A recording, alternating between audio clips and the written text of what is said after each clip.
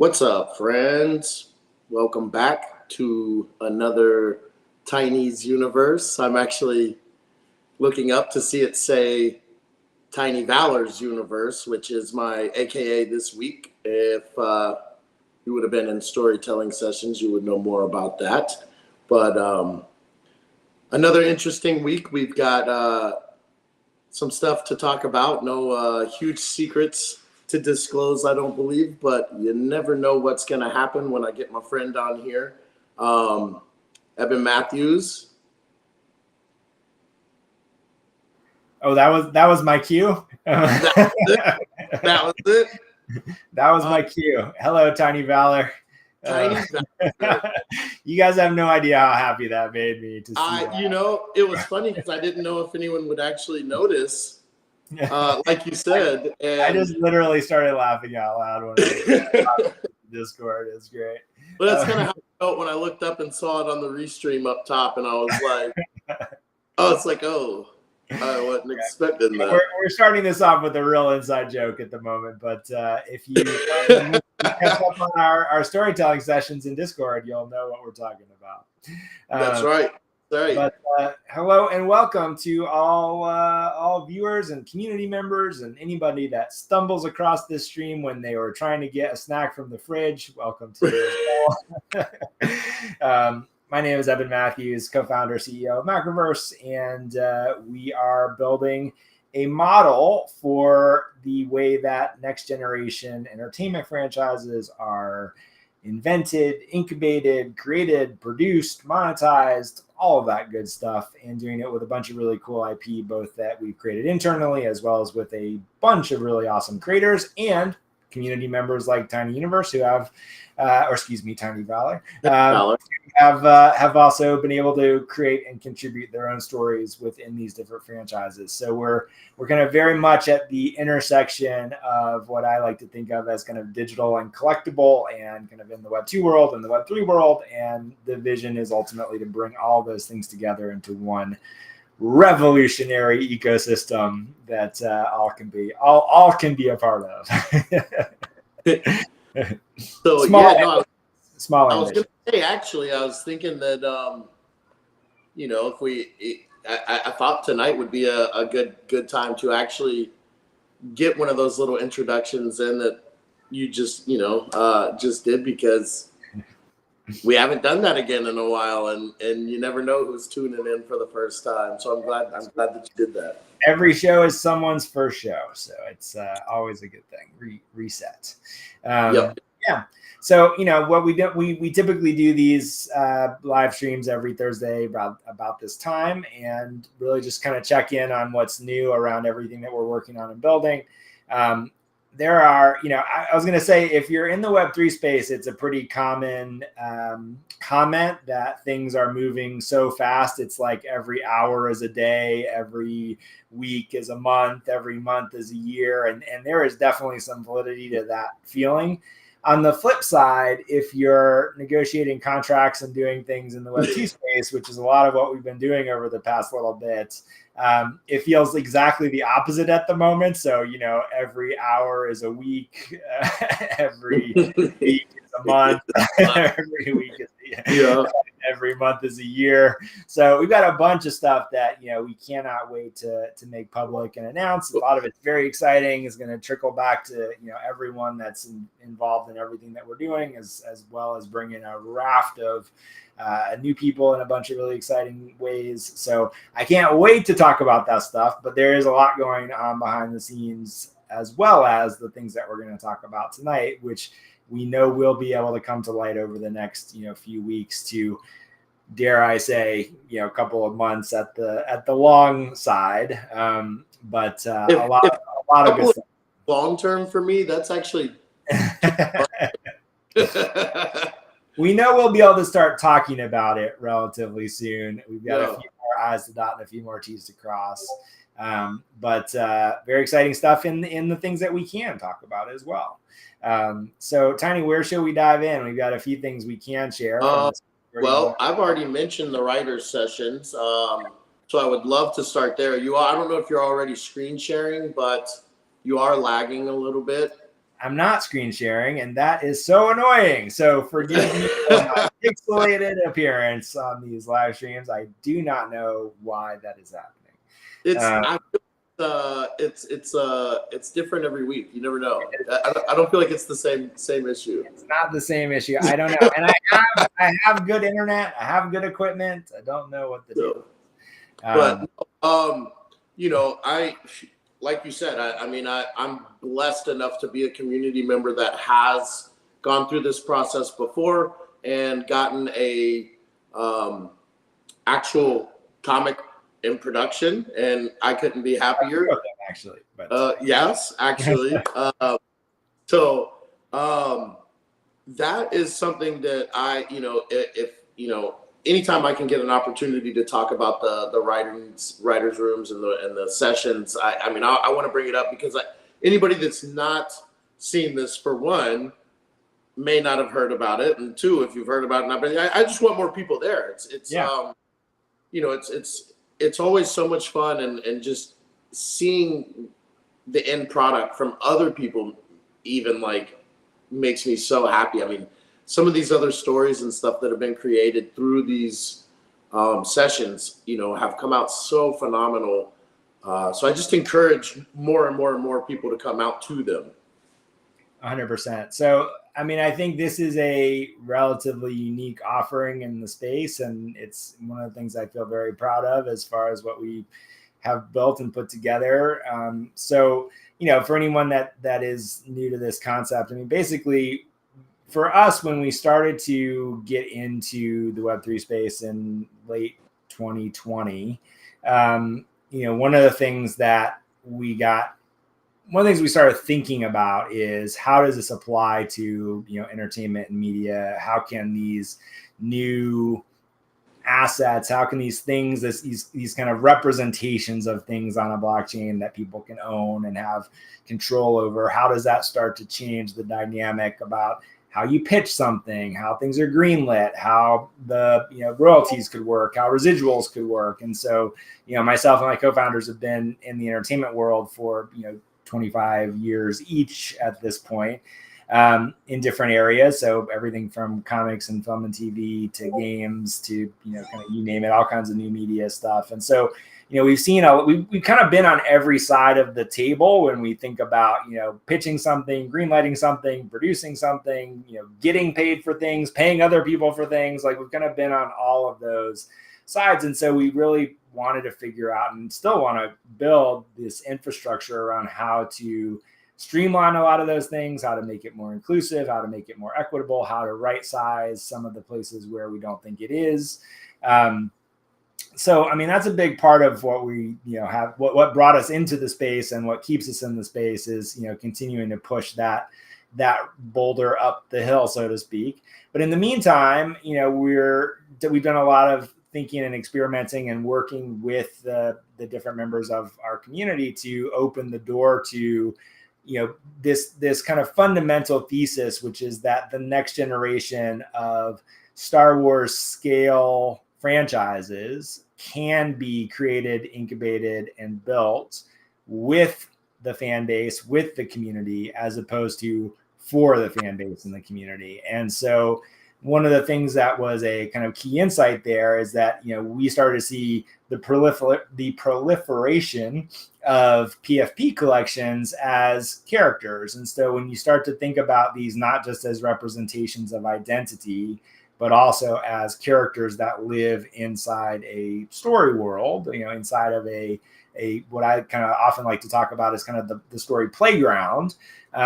So, these are the kind of general parameters that this world is. And so if you think about, I'm going to talk about Star Wars a lot in this context, but if you think about Star Wars, it's we have a fundamental understanding of the Jedi versus the Sith, the light side versus the dark side. You've got your bounty hunters, you've got your stormtroopers. We have a general sense of the dynamics of the kind of core concepts of the Star Wars universe. And then, there have been, for better or worse, all kinds of permutations that have come up inside of that construct. And so as we think about these different franchises, whether it's our own, Deadtown world or the Vogu or the KIA or GSA or Bushido's or any of the projects that now live under the Macroverse umbrella, what we started to think about is that you own these characters, you own these PFPs. And from a storytelling standpoint, from a franchise building standpoint, characters are what I like to call the atomic unit of storytelling. Like everything comes from character. And it's one of the things, I'm kind of giving you a mini version of the first storytelling session that we teach in our Discord, which is that characters drive everything. The things a character wants, the things that they need to overcome, the point of view that character has on the world. It's those characters' choices, needs, and desires that are going to drive the story forward. And so if you own a character in this world, and you can start to think about who is this character inside of this world. So, if you own, let's say you had an NFT of a stormtrooper in Star Wars, and you all of a sudden had a great idea that this is not just a random stormtrooper, T-729. This stormtrooper matters in this, galactic rebellion. Listen, I've got to admit, and maybe I'm just a weirdo, but most of the PFPs I've got, are stormtroopers, and yeah, exactly. No, I really wish, but no, I mean, like I get them and I look at them and I'm like, what's this guy's story? Yeah. I feel like I want to know. I mean, look, I think to me, that's one of the things that's so cool about PFP collections is that because of the nature of the generative art, in most cases, there's a very clear association between all the pieces. Like you can very clearly recognize these things all belong together. And so I think that in and of itself creates a feeling that there's both a collective identity as well as unique individuals and identities within that collective. And so it again just sort of fits so nicely into how you think about world building, or if you think about like an animated series, for example, like there's a style and an aesthetic that show is going to take on. And so that's just inherently part of what a PFP collection is, or as we now kind of more often refer to them as character collections. So, you own characters in this world. And so again, let's say you own the stormtrooper. If you can raise your hand in the theoretical world, the world that we're trying to build here, you raise your hand and you say, my stormtrooper has a story. This is not just a random character who can't shoot in a straight line. This guy has a part to play. And then it becomes a question of, is that part to play something that interacts with, in the Star Wars context? Is that a stormtrooper that, is in the background of the battle of Hoth and gets left there, and now he's got his own adventure to go on, like while the rest of the story continues, and it becomes kind of a side story within the main canon? Or does that stormtrooper, realize that they no longer want to fight for the Empire, and they steal a space shuttle and they go off, and now you've splintered off an entire new storyline that has nothing to do with the original canon, but is valid and interesting in and of itself. And in some ways, that's kind of the Mandalorian. And so that's what I think is very exciting about this as it continues, is that we believe there will be the kind of main or multiple main storylines in these franchises that take sort of the space of the, let's say the Star Wars trilogy, but then someone in the community, and it may have already happened because we've got some really cool characters and stories that have been invented in this way, will be the Mandalorian inside of our Star Wars universe, let's say. And that, if you know what's going on in the Star Wars universe, the Mandalorian has kind of become the thing that has overshadowed the whole rest of what's going on. So I think that's what I do believe will happen, is that we will end up collectively with, the kind of canon and then the extensions of that canon. And some of those extensions will become as popular or more popular to the overall franchise. And that just helps everybody win together. And then because these are assets that are ownable and tradable and exist in a public ledger on a blockchain, that also means that we can track royalties and residuals and payments and the things that would traditionally come through something like a development executives cycle, like the Mandalorian goes off and becomes a hit show. Well, in the traditional sense, the people that created that show, Jon Favreau and Dave Filoni, they're of course getting paid well to make the show, but how cool would it be if Tiny created The Mandalorian? That show goes off and gets made, and on chain we can go, oh, this much revenue was generated. You have X percentage of it, automatic payment. Boom, everybody's taken care of. No one has to sue anyone ever. And that is a kind of amazing, world to build in the realm of entertainment. So as a long-winded way of getting to, we just had session 3 in this process. It's about a 6 to 8 week series of sessions that we typically go through. You're not too late. They're all recorded. So if you have, characters under the Macroverse umbrella, including the characters that have now been previewed on Drip House, there is an opportunity to come in, say who those characters are, start to build a story around them, exist inside of these story playgrounds. And a certain number of those are going to get greenlit into production, which means we will actually make those stories as comics or in other media, and then put them back out through our channels and share revenue back to the creators and all of that good stuff. So it's a pipeline that I think I haven't seen anywhere else. I think there are some other variations of it in the space, but I think to be my signature in my email is creative genius, super humble, and to put on the super humble hat right now, we're doing this better than anybody else in the space. I was going to say, I mean, it's more people doing it.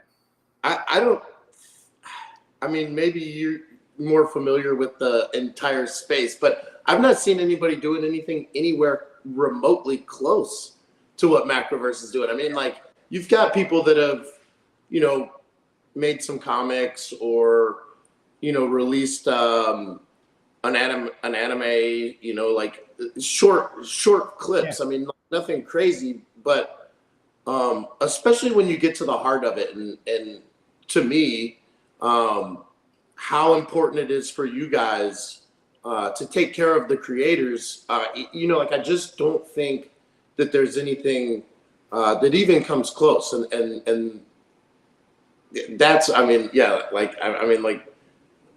think it's game changing. I mean, I say that week in, week out, but every single week I feel like, it's like Macroverse is bending and breaking the rules to create something new. We're definitely pushing on it. Yes. But I think, for the most part, most everybody else is just trying to duplicate things that have been done and make it a little bit better. Instead of change it completely, so that's that, I don't know, that's my 2 cents there, but killing it. Well, I appreciate that. And I think the reason we're talking about it right now is just to say as publicly as possible that, this is an open invitation to come and engage in this process. And so, I think the more we get to do this with people that are engaged in the process, the more feedback we get, the more we can fine tune it. I think we've gone through this cycle. I think this is kind of the 6th iteration of this across different projects. And every time I think we get a little better at delivering the content and making it more streamlined and, making it easy for people to dive in. So, that's another thing I wanted to touch on is that's one of the things that really, I think is super cool about this round is every round before has kind of been community based, and when I say that, I don't mean, this is still community based as a Macroverse community. Yeah. But for me personally, all the other ones have been project Bushido's, GSA, Dead Town, and now this is the first time we're kind of, it's still all of those groups. Yeah. But you're welcome from everywhere plus more. And, I think just opening those doors, it's really, to me, opening those doors to everyone instead of just those community members. And especially, again, and we'll talk about Drip House, I'm sure, here in a minute. But all the Drip House characters that have been, put out there, that's so many people that are, welcome to come create, and I don't know if they even know that they're holding. I'll throw a little FOMO on the Drip House Fire intentionally. So, we've previewed a bunch of the upcoming broader character collections. So it's been, Digital Pools, it's been Friends and Fiends, it's been Aerosol, it's been I'm forgetting one, Darkland. So these are collections of characters that will be a little more recognizable in a traditional kind of PFP sense that are coming later this year. We released a first batch of them, which we call signature editions, which were all created by either me and or the artist that initially drew those characters, and often working together to essentially create like very specific, kind of key reveals, if you will, of some of the characters in the collections and some of the unique combinations, and in some cases some specialized elements that are only going to be in these drip house drops. So by the very nature of the way that works, the base character, for example, in each of those drops is now sitting in somewhere between 10 and 50,000 people's wallets. And unlike the other characters, whoever gets here first with that character is that character. So, whoever says who that character is and tells that story, everybody else has collected your character. So just to put that out as an additional opportunity, if you're one of 50,000 people that has, a base, level Darkland character, for example, and you have an idea for who that character is, you can own 49,999 other people can have collected your character if you come and claim that character and create a story around it. How cool would that be? Yeah. Instant fan base. I know. Accidentally, whether they like it or not. Well, why not? Then you've got a cool thing that goes back out to the community, and it helps everyone have more awareness around it. I mean, that's the thing. There's such a cool cycle around this where when your story gets released through the different channels that we have, it only brings more awareness back to the overall franchise, but also back to your specific character, which you own, is on chain. Again, like, it just creates this very elegant cycle of kind of feedback and expansion that I think is really only possible doing things in this way, which is why I remain so excited about it. So yes, good stuff. So, and again, just to let everybody know, those are I'm Eastern time. So that's Wednesdays at 2:00 Pacific, so 5:00 Eastern. 5:00 Eastern. And then we do record all the sessions. So if you go in right now, you would be able to go and listen to the first 3 sessions, follow along with there's a little bit of homework for each session and just progressing through the kind of identifying who the character is, what their challenges are, what their kind of core journey is going to be. And so we break down, each of those elements, and then there's a place specifically in the Discord to post those things with your characters, and then we'll kind of continue on from there over the next several weeks until ultimately the community votes on which ones get greenlit into production and they start being made. And just one more time, just so everybody knows where to find us, that is in the Discord. In the Discord. I don't know that we've actually said that tonight. But these happen in the Discord. You're welcome to come into general, ping me if I'm not around. I'm sure there's a handful of other people that can point you in the right direction. Yeah. But it's not too hard to find anyway. So yeah, no. Announcements. Yeah, if you look in the announcements channel, you'll also find directions. But yes, we're a friendly bunch, and I have to say, just everyone who's active in the Discord is just a wonderful person. So you're more than welcome to come play. Actually, saw someone new come in today from Jason Brubaker that was wanting to do some writing. So it's always super exciting. Yep, that's awesome. Yeah, we've got something to talk about with Jason coming up relatively soon as well. So we'll tease that. We mentioned this last week, so let's shift gears to the app for a second. So this is the Macroverse app.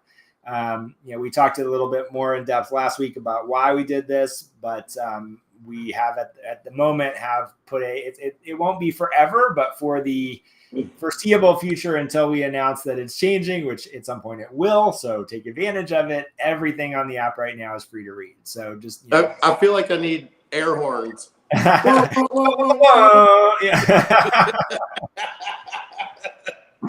Very good. So if you're not familiar with the Macroverse app, I'm gonna tempt fate and try to share my screen here. If you're not familiar with it, you clearly don't know me.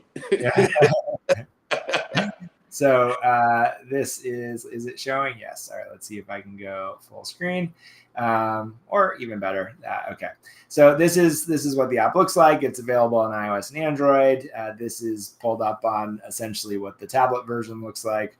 And then, we've got about 100 different series, about 1,000 episodes of content that have been released. We've got new stuff coming out as well. We talked about Jason Brubaker. So this is his latest, which is exclusively available here. So the first episode was released on Drip House, but you can also now see it in its native tab story format. And so, this is the digital comics format that we invented, where you literally click or tap the screen and it just advances through the story. And so it lets us do all kinds of unique and innovative things with the storytelling, how we move through these different sequences, creating, a sense of setup and payoff that, is hard to do traditionally. And I say much better than the alternative, which is basically every other digital comics format, which is either a PDF or a web page. And so, we really think we've cracked something here for how digital comics can and should be presented. And it's something that, Tiny can certainly, I think, speak to about, getting deeply engaged on your mobile device as well. So, well, I'll definitely say, because years ago I did subscribe to some other, like digital platforms, and I didn't keep them because I couldn't read them.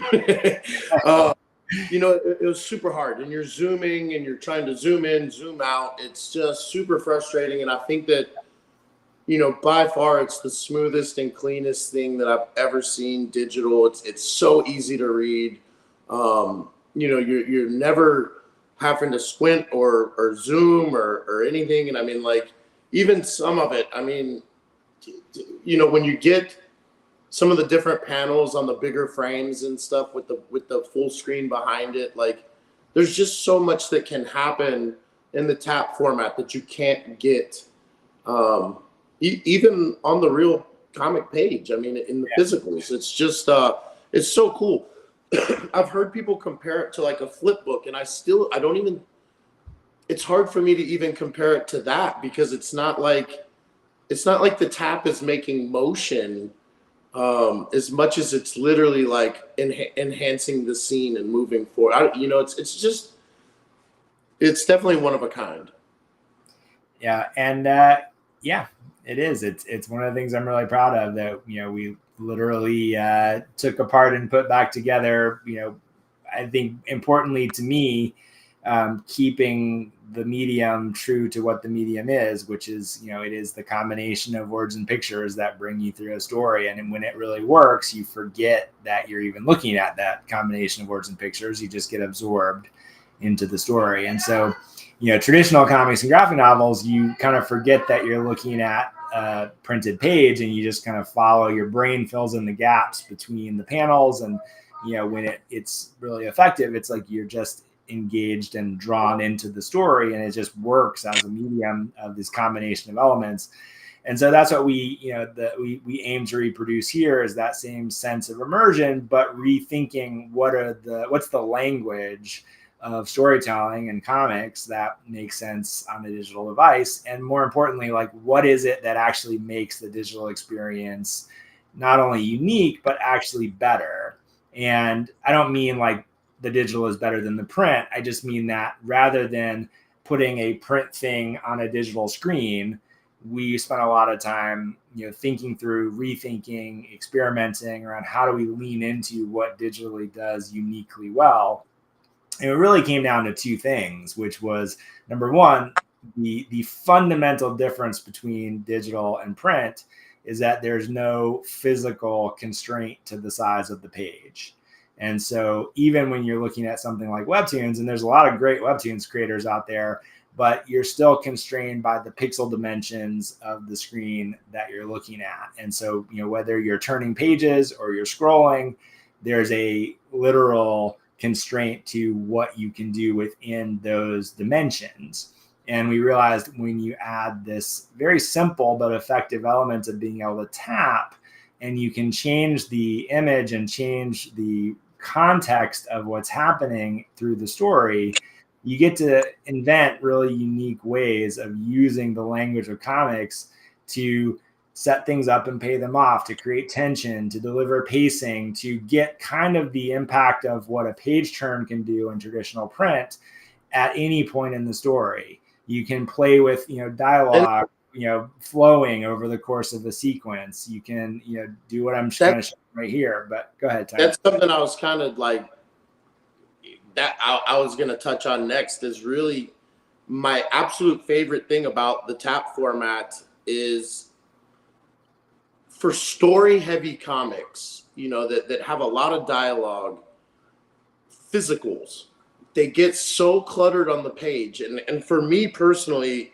like I get confused trying to follow the dialogue and the conversation, and there's so many bubbles. And with these, you can actually, instead of having 6 speech bubbles, next to each other, you can actually follow the conversation, one statement from one person to the other, instead of, 3 bubbles deep on each person, and you're trying to figure out the order to read it in or whatever. It's just so easy to follow. I mean, like it's one of those things, and even, the pictures may not even really change, but move like this right here. The background stays the same, and there's a little bit of image change, but it's telling a story without the words. And I don't feel like I get that so much in the physicals. Yeah. I mean, somebody said it was a kind of like a flip book. I mean, we do sometimes describe it to people as, it's the kind of the combination of comics and an animatic. Not that you need to create a bunch of additional work to, create these episodes. In fact, a lot of them are adapted from print material, which, our goal is where you really can't tell what we've crafted specifically for this and what we've adapted. But, in that sense, it's bringing a little more of a directorial eye to the way that we move. I always say kind of through a sequence.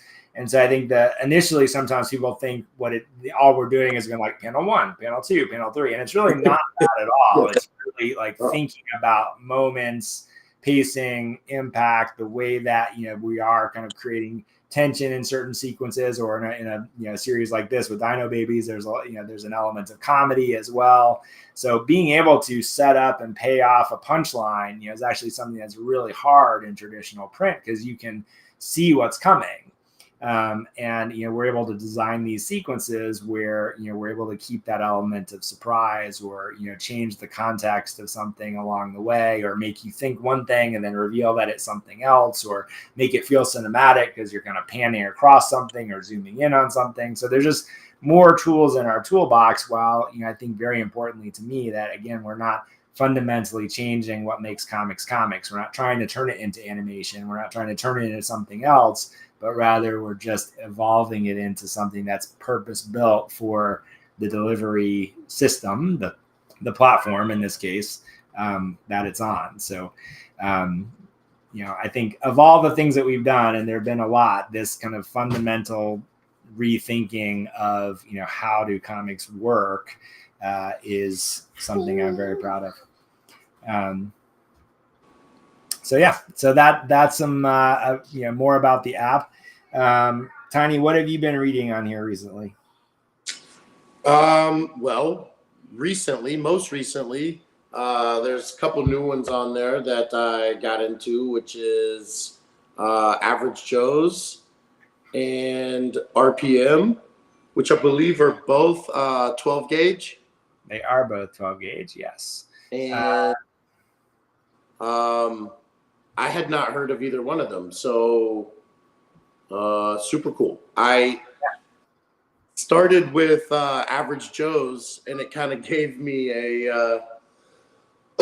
I'll laugh, but it made me feel like almost like Scooby Doo meets. And Yeah. I don't know. I mean, it's just super fun. I didn't know what to expect. I didn't read the descriptions getting into it, and it was just super fun to start it. On the other side, with RPM, that one is very action packed. I mean, almost like kind of like a Jason Statham movie or something. I think there was like the one where he was a delivery guy. That's what it reminded me of. And again, just like super fun, just super fun to flip through and read. I mean, and and super quick and easy reads. But yeah, this year's Average Joe's. And this is one that I like. It's nice and bright, and like the colors are bright, and it's fun to read. And again, like this is just out of the norm for me. Like, it's the tone with it being I want to say like more rednecky or hillbilly, but that's like what they're shooting for. Oh, so number one, what's funny about this is, so this is it is a 12 gauge production with a company actually called Average Joe's Entertainment, and they're a record label that specializes in what they call hick hop. And so all of the main characters in this series are actually real musicians. Nice. Colt Ford being the kind of the biggest probably of the bunch. He's like literally sold millions of records, as a big fan base in this particular genre. And so the concept for this book was to bring, a bunch of these different artists together who are musicians in their real life and essentially turn them into a redneck superhero team. And so it's great. It's so good. It's so and good. you can see it, like, some of it's silly, but it's just a lot of fun, where it's like, their powers are like the guy that can turn into mud, anything as long as it's mud. Or like one of them has a bow that it's I was kind gonna of say like the arrow type character, with the taser or whatever is pretty. But it's awesome. his but it's it shoots arrows out of his guitar basically. And so it's there's funny stuff. This guy, the bad guy in this first episode is the city slicker. So they're definitely going for a particular thing here, but it is a lot of fun. And Daniel Hilliard is the artist on this, and one of the things I've been kind of fortunate enough to see is Daniel is actually kind of a discovery by our friends at 12 gauge. And so we've seen his career kind of go from very, like, literally his first book to now the latest, which is coming out next month, called Plastic. It's actually a sequel to the first Plastic miniseries, which was a breakout hit for him and for 12 gauge a couple of years ago.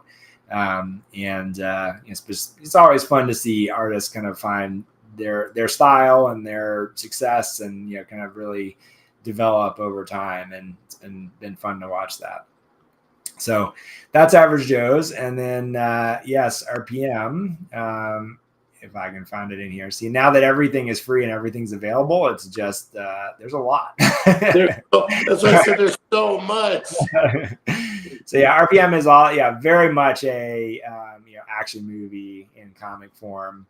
And it does focus on it's very much the structure of the Paul Revere story, but if Paul Revere was a Jason Statham type, shady kind of underworld delivery driver, with the power to essentially kind of see the world in slow motion, which is kind of cool. So it gives him this ability to kind of see everything in a way where he can have these kind of lightning fast reflexes, because his perception of the world is that it's slowed down at times. Very cool.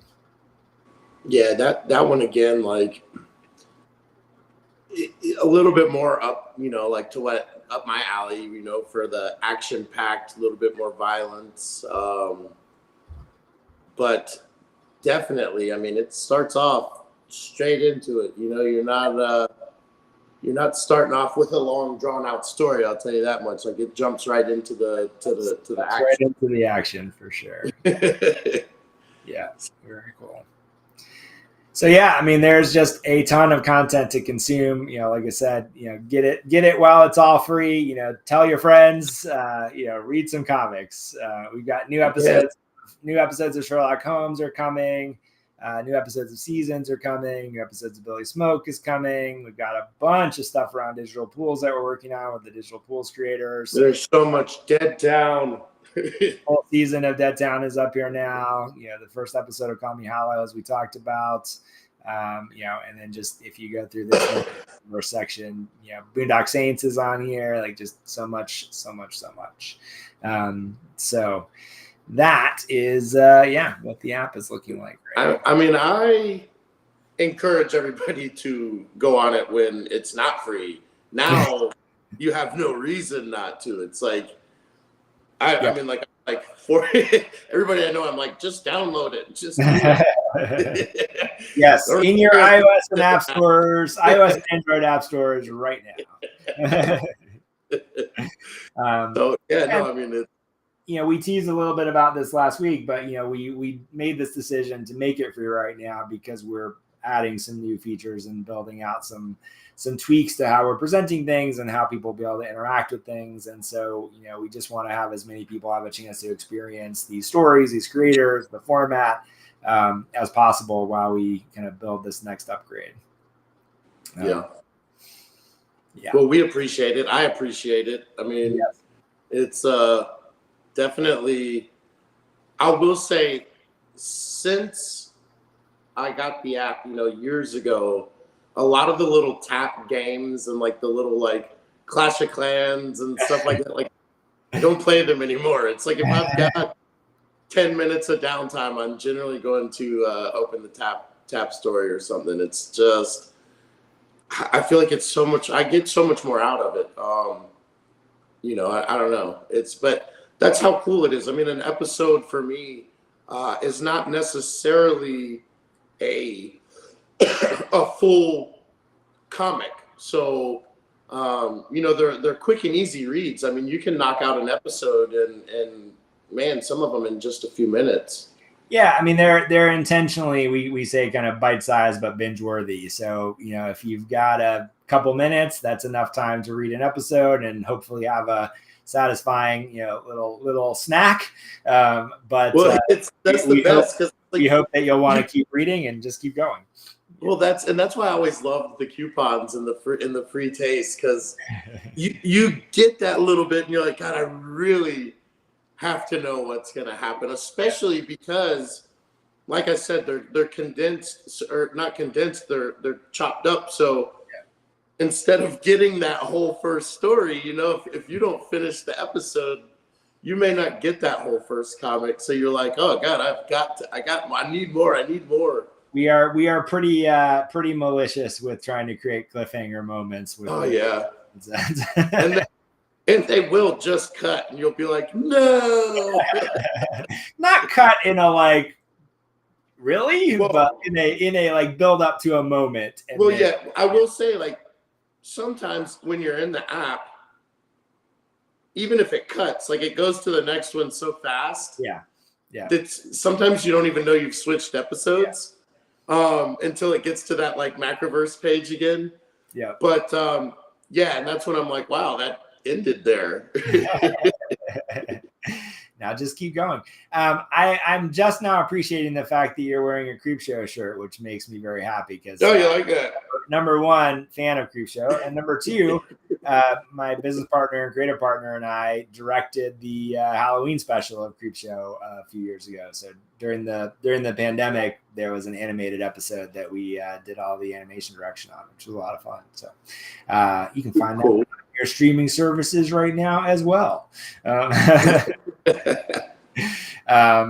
So let's talk about this week's Drip House activity real quick. Today, the most recent DMC drop came out. And so if you're not familiar with what we're doing with DMC, of course, this is founding member of Run DMC, Daryl McDaniels. So we've partnered with him on building out a whole universe of content. And while we're doing a bunch of that in the background, we love the fact that we could start to give people a taste of this concept through Drip House. And so the basic concept with DMC is that, in a kind of sliding doors context, there are many moments in Daryl's life where he'll be the first one to say, if I had turned right instead of left, like my life would have turned out completely differently. And so we kind of grabbed onto that idea, and in conversations with him, thinking about some of the things that are important to him, like mental health and creativity and supporting kids, but also being a massive comics fan and obviously a legend in hip hop, came to this idea that taking that to a kind of fantastical level, you could say, yeah, if you turn left instead of right, maybe you would have been, who knows, a carpenter instead of a, hip hop legend. But also, maybe you would have been a video game character. Maybe you would have been a superhero. Maybe you would have been, a Pepe, although that's one of the crew members. Maybe you would have been an underworld kingpin.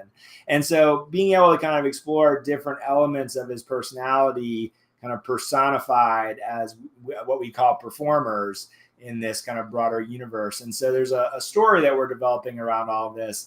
But when we had the chance to launch this channel on Drip House, the thing that I thought would be really fun would be to collaborate with a bunch of other artists. And so each drop is essentially taking that concept of the DMC universe and then giving a particular artist essentially kind of their own opportunity to bring their perspective, their style, their lens to that concept, along with what DMC as a performer has, meant to them. And that's been the thing that I've really enjoyed kind of the intersection of, is a few of these artists have, come and said like, wow, how cool to be able to take, my perspective on, someone that has been meaningful to me, in my life as a creative and as someone that's music has influenced me. And so, with something like this one, which was last week's drop, I love this collection of artwork where, the artist has kind of almost kind of made a series of tribute pieces to Daryl,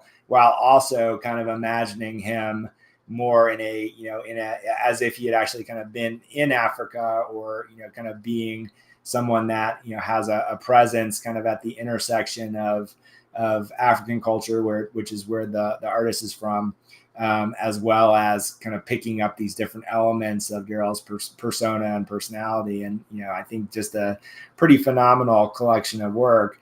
And then you contrast that with this DMC Underworld drop where, you can imagine like, who is this version of Daryl, and what kind of story can we tell with that, versus the kind of Underworld Kingpin kind of idea versus, this is one that, has his likeness, but has sort of a vibe of like, I imagine this character of like coming up from, kind of a Hades kind of underworld to, perhaps bargain for your soul. So I think, the storytelling possibilities within this are exciting, and we're doing a bunch of these different collaborations. Every one is just, it's so exciting to see the work that people are doing inside of this concept and how we're going to be able to weave that into the larger storyline that we're putting together. I've got, another 8 or 10 of these lined up right now, and, more coming along the way. So I think every drop is going to be new and different, but all unified around this theme.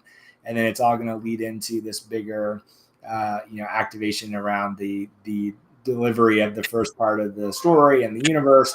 And the other thing, which I just want to highlight real quickly here, is we've done 2 things inside of this on Drip House. One is the opportunity to be a DMC record club member. And so I think I can go ahead and say this. This is the alpha you're going to get from me tonight.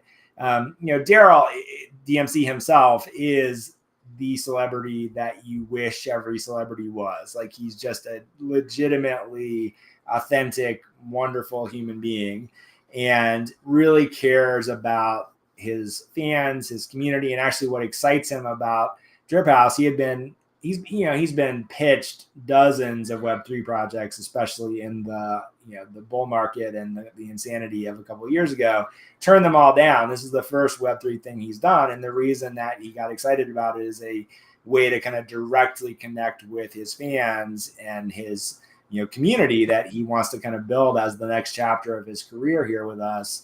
But to do it in a way where it could be a authentic relationship and not like just putting his name on something. And so for record holders and for DMC crew members, which kind of comes along with the platinum level of being a record club holder, we're going to have a monthly party with Daryl. And then there'll be some other things that we do for the whole community as a whole, but he's really excited about being able to like get to know the people that have become supporters on the channel. And as we continue to roll these things out, more and more ways of being able to connect with and interact with this particular community directly, which I think is going to be really cool. So we were just talking to him yesterday and kind of brainstorming around ideas, including an upcoming Twitter space, which we'll be announcing, where he'll be kind of the quote unquote guest of honor for that particular space. And we're going to do something cool that ties back into the channel, and more to come on that front. But and what does it take to reach that level? How many so this, we realized like we could have some fun with the idea of gold, platinum, and diamond records. And so if you donate 500,000 droplets, that's a gold record. 1 million droplets is a platinum record. And for the person that has yet to show up, but I know it will happen at some point, 10 million droplets will get you a diamond record. So it is a relatively exclusive club. There are other ways that you're going to be able to participate in stuff with us and with Daryl. But this idea of being able to connect droplets to gold, platinum, and diamond records was something we felt like was too much fun and couldn't pass it up. And then at that 1 million droplet mark as well, we create a custom 1-of-1 PFP for you as a member of the DMC crew. And so we've done 3 of these so far. They're tied to the specific drop that you decide to become, kind of get in at that level. And so in drop number 1, which was this pixel art file, got 2 characters, which I love. So what's cool about this to me is like, we work with the individual, contributor here to design their DMC crew member. And so for each of these, the first one that did it, for example, like he was like, I was like, what PFP do you want to use? It could be a version of you. It could be something else that you own. And like the fact that he immediately was like, it's got to be Peppy, just is so wonderful in the context of the space and that meme and, everything about that. And then, this guy who's in a group that's a whale group. And so, he's got this kind of killer whale character. And then Desanka, who's been an incredible supporter of ours, but so many creators on Drip House. This one was created out as part of Vantage drop, this DMC Underworld drop. And so, what's going to be really fun is we can start to imagine not only who are these characters in the DMC crew, the second kind of additional characters in the universe, but also like this really suggests a particular story that, not only is there this kind of 8-bit DMC kind of game world that exists now in this, overall multiverse, but the fact that there are animal characters inside of that, there's just something really fun about that we can, play with in this kind of larger context. And so each drop kind of adds another element to, where the story can go, where the lore can expand, how we can bring more back to the community and the holders, as well as continuing to build out this larger universe with Daryl.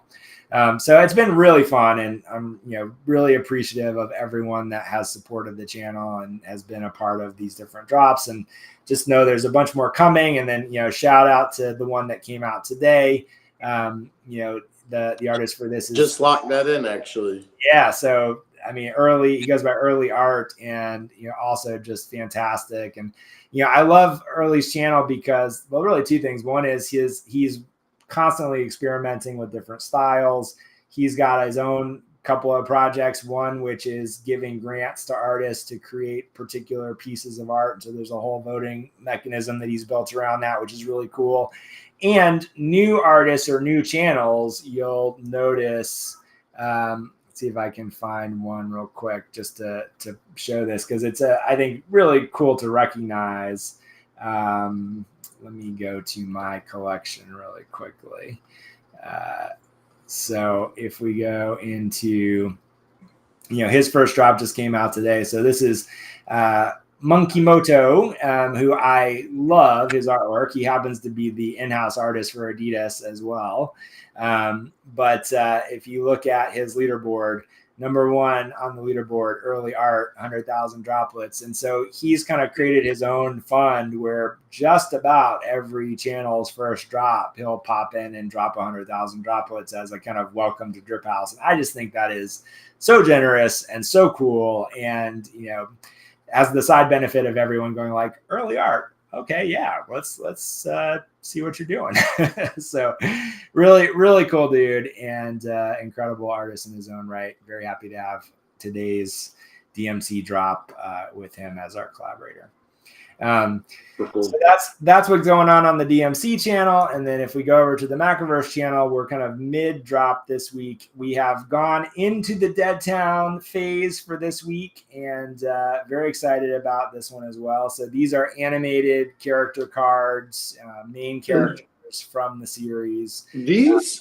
Were these NFTs on Ethereum? No, so these are brand new for Drip House. There is a version of this of the zombie, which was actually one of the first things that we ever minted. Yeah. And so those are in our wallet. They were never sold. They were just kind of like an experiment. I've stalked one of them very badly.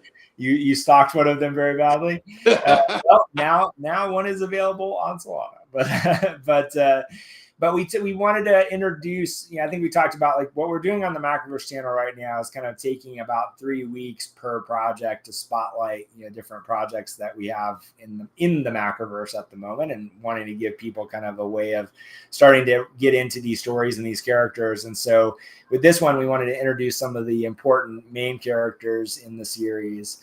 And so, this is Maggot. And if you go into the metadata and the about, you can read a little bit about who they are in the world. And then I love this, that we came up with these little one-liners, which kind of gives you a sense of what role they play kind of in the world. And I need to do a Twitter post about this because we didn't announce it, but the fun thing that we did here is, this is Maggot is the base level, goes out to every subscriber. We tried something new with Talkie. Talkie runs the local bar that is kind of a information exchange for different factions in Dead Town. There's a brothel in the back of the bar, which plays an important role over the course of the series. And the main character that runs that is also very important to our main character in the series. But what we did with Talkie is we dropped this as another base piece, but it went out to everyone that secured any of our pieces in the previous drop. And so it's a subset of everybody that got, Maggot. A subset of those people got Talkie, and it was very directly designed to reward those that had actually secured their pieces in the previous drop. So I think that's kind of a cool thing that we hadn't really seen anyone do before. And I'm always trying to like poke at like what are the different mechanics that we can do? How do we reward people in different ways? How can we kind of play with the things that the platform does well? And so, just something else to kind of play with as an additional kind of bonus piece for people that have been supporting what we've been doing. And then Hex is the kind of second in command for one of the main factions in town called the Deadbeats. He's our rare in this collection. Kirsten is really kind of, if this were a movie or a TV show, Kirsten is second on the call sheet. She's kind of our second lead, only second to Chan, and Chan is the chase card in this collection, which we just announced today. So Chan is the 100,000 droplets reward for this droplet for this drop. And then Scarlet, who is kind of a fan favorite, she's the kind of wild child in the Deadbeats, which becomes very clear over the course of season 1. She's a little unhinged, but good to have around in a pinch. She is the top 10 reward for leaderboard this week. So a couple more that will be added to the collection over the course of the week. But this will then, I'll go ahead and say next week's drop will be episode 1 of Dead Town in its strip edition, similar to how we've done other comic episodes. And then we've got a fun thing planned for week 3 as we have our kind of spotlight on Dead Town. So that's what's happening on the Macroverse side. And then we've got a couple of additional things that we're doing that are Drip House related, which I won't announce today, but there's just more Drip House fun to come as we continue to explore kind of how we can use this platform, which I absolutely love, to continue to expand all the things that we're working on. Amazing. Yeah, no, I love it, man.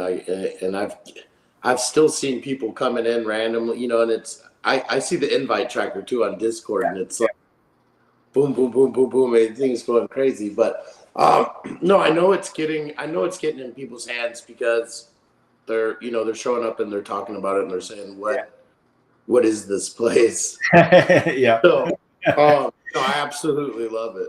Yeah, no, it's very fun. So I mean, we've got a bunch more stuff planned, obviously, and just the kind of thing. I do want to say, we design these reward structures, which very much obviously want to carve out things at the high end of the leaderboard and of the droplet donations, and for those people that are willing and able to support the channel at that level, we want to make that really special. But I don't want it to ever feel like we don't appreciate every single person that just shows up and collects or just even looks at what we're doing. I think it's part of the beauty of the platform, is especially the way it's made now, is you can really curate the things that you're looking at, the things you're collecting, where you're spending whatever droplets you're spending. So I really do appreciate every single droplet that comes into the channel, every person that interacts, every subscriber, whether they're securing or not. Of course, I think you should, but we really do value every single person that's engaged, and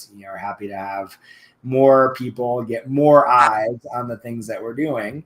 And it's such a good answer to the right click and save part of the NFT conversation as well, because anyone can go on to the Macroverse channel on Drip House and see everything.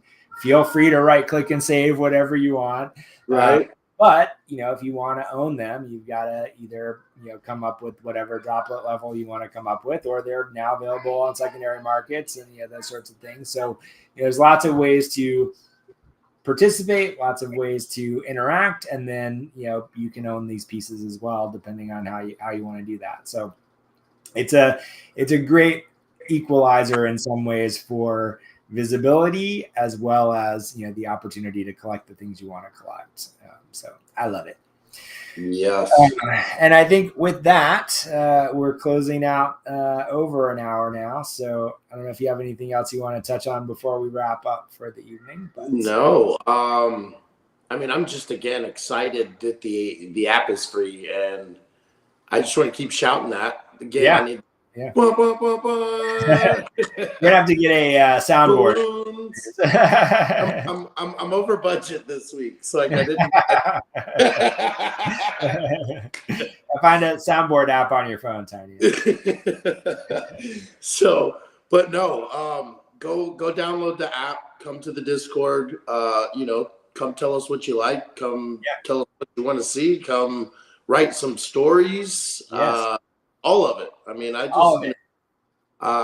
my biggest thing is I love interacting with people. So, I mean, the more people that I can get to come in and chat, man, the more I love it. So come tell us, anything, what you're doing for the day. Just go hang out. And depending on when you come into the Discord, you'll learn about when people take naps, what they're having at lunch or their lack thereof, what they've been watching. It's a open space for sure. So would love to see more people in the Discord, and then I'll say too, we've been having more interactions on Telegram. So if you prefer Telegram, we're gonna have some places to jump in there as well shortly. Cool. Or both. I think that's it for tonight. But Tiny, thank you for hosting, and we will once again be back, same Macroverse time, same Macroverse channel, same Tiny Valor host, and we'll see you around here next week. Can't wait. Have a good night, everybody.